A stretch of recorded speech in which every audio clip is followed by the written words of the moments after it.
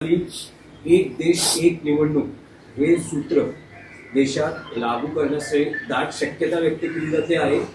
त्यासाठी स्थापन केलेल्या संसदीय समितीनं तसे संकेत दिले आहेत। ही समिती राज्य सरकार, घटनात्मक तज्ञ, विविध मान्यवर यांच्याशी चर्चा करते। एक JPC ज्याला जॉइंट पार्लमेंटरी कमिटी आहे, एक देश एक निवडणूक, वन नेशन वन इलेक्शन या संदर्भात ती निर्माण केली आणि त्या कमिटीमध्ये भारतीय जनता पक्षाच्या लोकांचं बहुमत आहे, खासदार आहे। त्याच्यामुळे इतर पक्षाचे जे सदस्य आहेत त्यांनी कितीही वेगळी भूमिका मांडली की हे लोकशाही विरोधी आहे, संविधान विरोधी आहे, संघराज्य जी आपली रचना आहे त्याला हे मानवणारं नाही, हे त्या बैठकीमध्ये, त्या मीटिंगमध्ये अनेक खासदारांनी आपलं मत व्यक्त केलं आहे। तरीही बहुमत पाशवी असल्यामुळे त्या कमिटीत BJPचं ते त्यांचा जो अजेंडा आहे तो रेटून न्यायचा प्रयत्न करत आहे। एक देश एक निवडणूक याची गरज नाही, हे आमचं मत आहे। या देशामध्ये विविधता आहे, राज्य वेगळे आहेत, प्रत्येक ठिकाणचं प्रत्येक वेळेला हवामान वेगळं असतं, मानसिकता वेगळी आहे, प्रादेशिक प्रश्न वेगळे आहेत। पण भारतीय जनता पक्षाला वन नेशन वन इलेक्शनपेक्षा वन पार्टी वन इलेक्शनमध्ये जास्त इंटरेस्ट आहे। वन पार्टी वन इलेक्शन आणि त्यांची जी वाटचाल आहे ती या माध्यमातून वन पार्टी वन इलेक्शन, दुसरा कोणताही पक्ष राहता कामा नये। आणि त्यानंतर आता त्यांचे जे महिला आरक्षणाच्या नावाखाली डिलिमिटेशन बिलाचा जो विषय चालू आहे, 850 खासदार करण्याचं आणि पुन्हा एकदा त्या माध्यमातून भाजपाला आपला देश ताब्यात घेण्याचं, तो काय त्यांचा सरळ हेतू नाही आहे। 850 खासदार झाल्यावर ते संविधानामध्ये बदल करून भारतामध्ये राष्ट्राध्यक्ष पद्धत आणण्याच्या विचारामध्ये आहे। राष्ट्राध्यक्ष पद्धत म्हणजे ट्रम्प ज्या मूर्ख पद्धतीने राज्य करतोय असा कोणी एखादा मूर्ख जो आपल्याकडे आहे तो त्या पद्धतीने इथे देशामध्ये माथेफिरूपणाने राज्य करू शकतो। प्रेसिडेन्शियल डेमोक्रेटिक पद्धत म्हणजे राष्ट्राध्यक्षाला अमर्याद अधिकार, तिथे निवडणुकांची गरजच नसते। प्रेसिडेंट मंत्रिमंडळ जे आहे आपलं हवी असलेली माणसं नेमतो, निवडून आलेल्या लोकांतूनच तुम्हाला मंत्री बनवायला पाहिजे वगैरे असं नाही कॅबिनेट।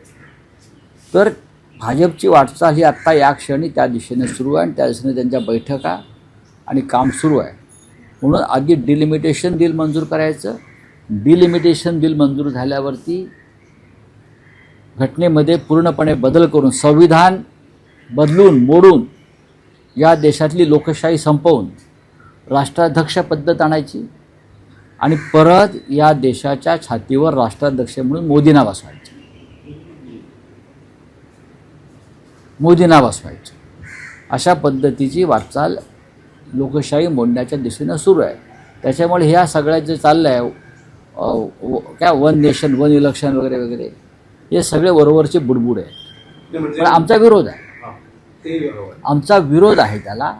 या देशामध्ये परंपरेनं भारतीय घटनेनुसार जी पद्धत सुरू आलेली आहे, भारतीय संविधानाने जी दिशा लोकशाहीला दिलेली आहे, डॉक्टर आंबेडकर आणि त्यांच्या सहकाऱ्यांनी जो मार्ग आम्हाला दिलेला आहे तो मार्ग कोणालाही असा उखडून फेकता येणार नाही। या देशाच्या संविधानानुसारच या देशातली संसद, लोकशाही आणि निवडणुका होतील, ही आमची भूमिका आहे। रावसाहेब, पुढच्या आठवड्यात संसदेचं पावसाळी अधिवेशन सुरू होतं आहे। त्याआधी असं म्हटलं जातंय, एक जोरदार शक्यता व्यक्त केली जाते की केंद्रीय मंत्रिमंडळात फेरबदल होऊ शकतात, विस्तार होऊ शकतो आणि काही नावं चर्चेत येत आहेत। महाराष्ट्रातली ही काही नावं चर्चेत आहेत। महाराष्ट्रातली नावं, किती नावं चर्चेत आहेत महाराष्ट्रात? असं म्हटलं जातं की शिंदे शिवसेनेच्या म्हणजे सहभागी झालेल्या 6 खासदारांपैकी काहींना त्या मंत्रिमंडळात स्थान हे बघा, मिळतं. अशी असं आहे एक की- चर्चा आहे की देवेंद्र फडणवीस यांना केंद्रात अर्थमंत्री केलं जाऊ शकतं अशी एक चर्चा आहे राजकीय वर्तुळात. असं आहे की 20 तारखेला संसदेचं अधिवेशन सुरू होईल आणि 20 तारीख काय आता फार लांब राहिलेली नाही. आता मेरिटवरती कोणाला प्रधानमंत्रीपद किंवा मंत्रिपद या देशामध्ये मिळण्याचे दिवस संपलेले आहेत. मेरिटवर म्हणजे गुणवत्तेवर आता हाडकं फेकली जातात आणि हाडकं कोणापुढे फेकली जातात?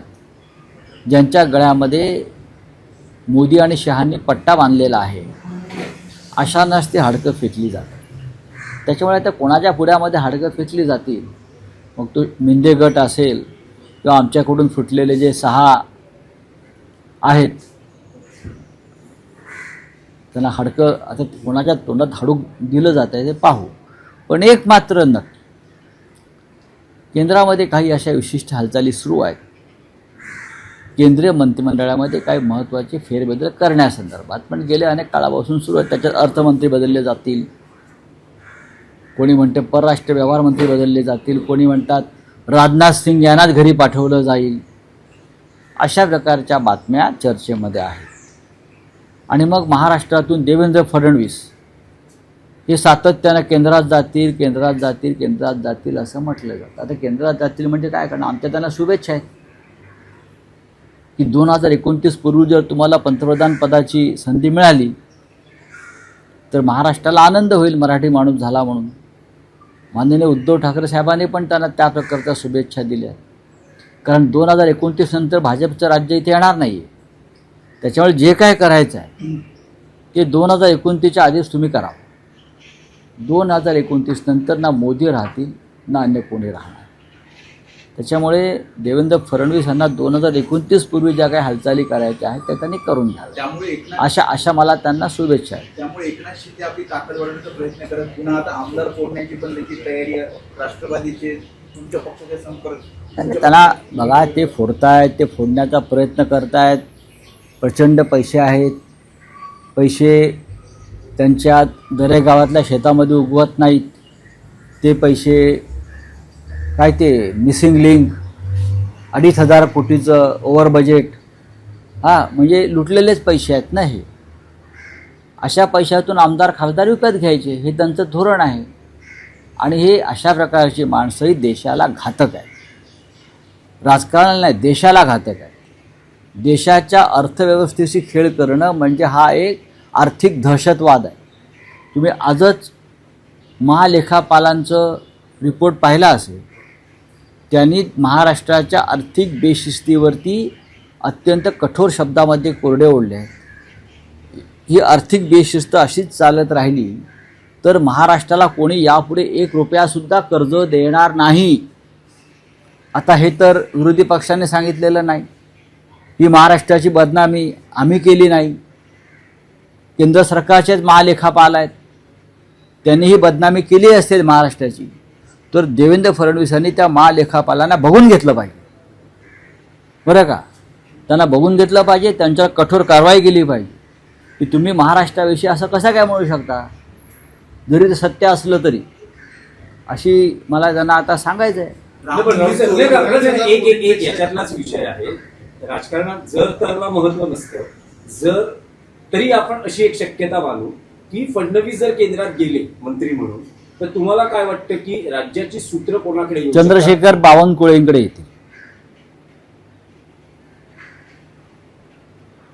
तुम्हाला वाटत असेल मी आणखीन कोणाचं नाव घेईन तर मला जे चित्र दिसतं आहे त्यानुसार विदर्भातले चंद्रशेखर बावनकुळे हे देवेंद्र फडणवीस यांच्यानंतर मुख्यमंत्रीपदासाठी योग्य नेते मला नेहमी दिसतात.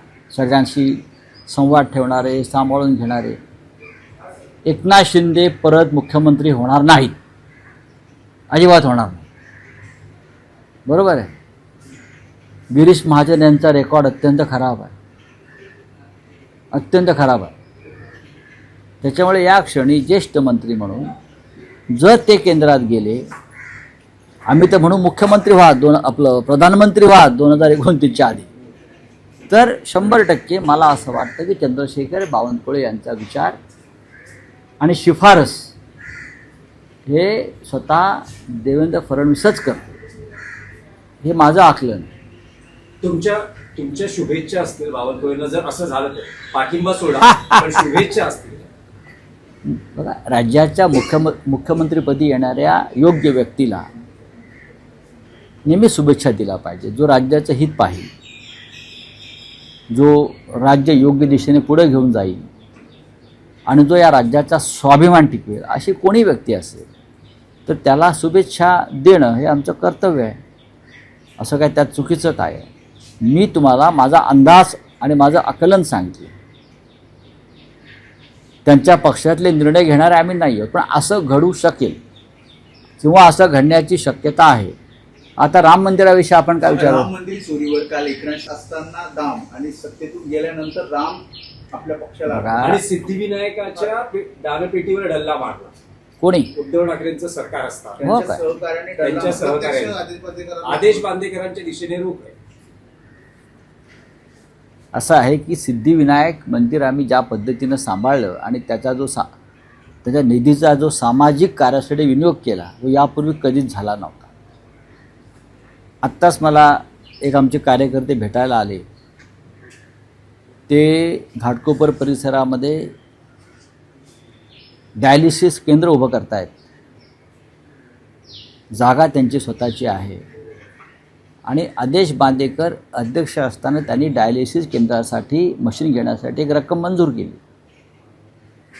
त्यानंतर सत्ता बदलल्यावर जेव्हा ते कार्यकर्ते नव्या अध्यक्षांना भेटायला गेले तेव्हा त्यांनी ते डायलिसिस केंद्रचा निधी रद्द केला आणि म्हटलं, जर तू आमच्या पक्षात प्रवेश केलास तरच तुला हा निधी मंजूर केला जाईल. हे जे असे लोक आहेत ना, यांच्याकडनं तुम्ही काय अपेक्षा करता? सिद्धिविनायक केंद्रातनं सिद्धिविनायक मंदिराच्या न्यासानं आदेश बांदेकर, संजय सावंत हे सगळे लोक असताना जेवढं उत्तम काम केलं तेवढं कधीच ते काम होऊ शकलं नाही. आता राम मंदिराचा विषय काढला म्हणून तुम्हाला सांगतो, 18 जुलैला शिवसेना पक्षप्रमुख नागपूरला रामरक्षा आंदोलनात सहभागी होण्यासाठी येत आहेत. राम मंदिर लुटीच्या प्रकरणामध्ये जो देशात असंतोष आहे, आजही मुख्य आरोपी पकडले गेले नाही, आजही ती लूट सुरू आहे आणि स्वतःला हिंदुत्ववादी समजणाऱ्या संस्था आणि संघटनांनी पुरस्कृत केलेले डाकू आणि चोर आजही अयोध्येमध्ये आहेत. त्यांनी राम मंदिराची आणि रामाची पूर्ण बदनामी केलेली आहे आणि म्हणून शिवसेनेनं रामरक्षा आंदोलन जे सुरू केलं आहे त्याचं एक पहिला टप्पा मुंबईत पार पडला. दुसरा टप्पा महाराष्ट्राच्या उपराजधानीमध्ये 18 तारखेला स्वतः शिवसेना पक्षप्रमुख, युवा सेना प्रमुख आदित्य ठाकरेजी आणि असंख्य आमच्या मुंबईतले सुद्धा नेते जातील आणि विदर्भातले कार्यकर्ते आणि रामप्रेमी जनता या राम रक्षा आंदोलनामध्ये सहभागी होतील 18 जुलै 4:30 वाजता. चला, महात्मा फुले जन आरोग्य योजनेतील घोटाळ्यावर मला माहिती तर नाही. आणखी एक विषय होता की नाशिकमध्ये ठाकरे गटाच्या नगरसेवकांना संपर्क साधला जातोय. 15 पैकी 5 ते 6 नगरसेवकांना काही कोटींच्या विकास निधीची आमिष दाखवली गेली. काही कोटींच्या विकास निधीची नाही, काही कोटींच्या लाचेची. गेल्या 1 महिन्यापासून त्यांचे काही लोक मेंढ्यांचे बॅगा घेऊन नाशिकमध्ये फिरतायत. हे खरं आहे, घरोघरी जात आहेत, पण आमच्या एकाही नगरसेवकानं बरं का त्यांना घराच्या उंबरठा आपला ओलांडू दिलेला नाही, हे सुद्धा सत्य. बोलिये. राज्य सरकारच्या आर्थिक नियोजनावर प्रश्न तर उपस्थित केलेच त्यांनी, परंतु यासोबत जी लाडकी बहीण योजना आहे त्याच्यावर 3000 कोटींपेक्षा जास्त खर्च झालेला आहे. या संदर्भात राज्य सरकारने कुठल्याही प्रकारचं स्पष्टीकरण दिलं नाही. या संदर्भात खरं म्हणजे 85 लाखापेक्षा जास्त बोगस लाभार्थींना जो लाभ दिला ती गंभीर चिंता आहे. आता ही तुम्ही वसुली कशी करणार आहात? आर्थिक बेशिस्त यालाच म्हणतात ना. ज्यांची गुणवत्ता नाही, ज्यांना मेरिटवर हा लाभ घेता येत नाही, अशा लाखो बोगस लोकांना मतं विकत घेण्यासाठी, निवडणुका जिंकण्यासाठी तुम्ही शेकडो कोटी रुपये दिलेत. हीच आर्थिक बेशिस्त आहे. आता काय करणार आहात तुम्ही सांगा ना. ही बदनामी जी महाराष्ट्राची होते आहे आर्थिक बेशिस्तीसंदर्भात, त्याच्यावर खरं म्हणजे राज्याच्या मुख्यमंत्र्यांनी पदत्याग केला पाहिजे. इतका हा कलंक लागला आहे महाराष्ट्राला. बोलिये.